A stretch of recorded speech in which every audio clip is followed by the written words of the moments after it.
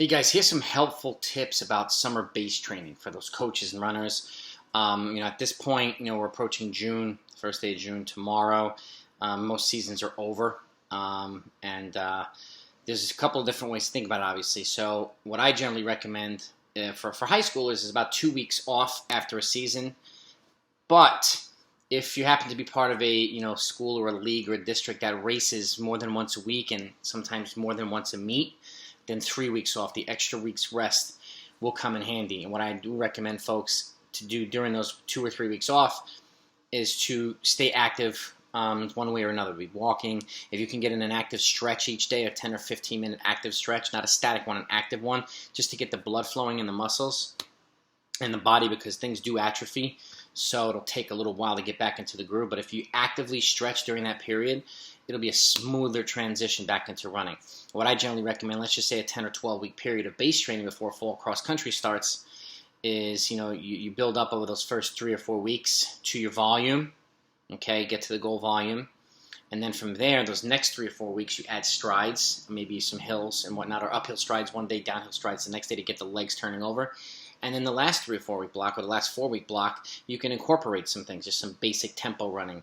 If you want to know how to kind of build a tempo run in pieces, take a look at my channel. I've got a way to do that over an extended period of time. And then what I would do is, week before cross country starts or preseason starts, I would test your fitness for a mile and see how fast they can run a mile. Or if it's a college team, or if you're entering college, see how fast you can run a 2 mile or a 3K with the similar kind of format as well. College run is the same kind of base period, transitioning every 3 to 4 weeks, adding a little bit of a different dynamic so that they're ready to race when the season starts instead of ready to work out. But they'll also be ready to race without being fatigued. So you're not treating it like a season. A base period should be base period, right? And keep in mind, it's the summer, so in most places the weather's going to be hot.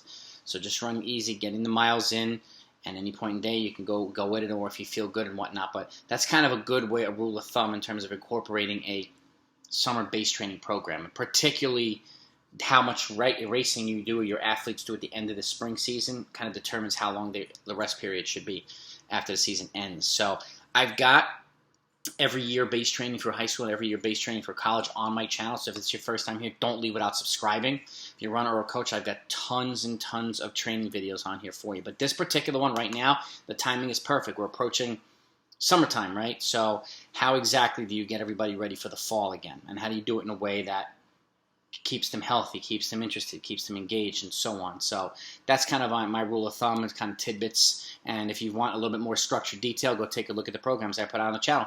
Have a good day, guys. Over and out.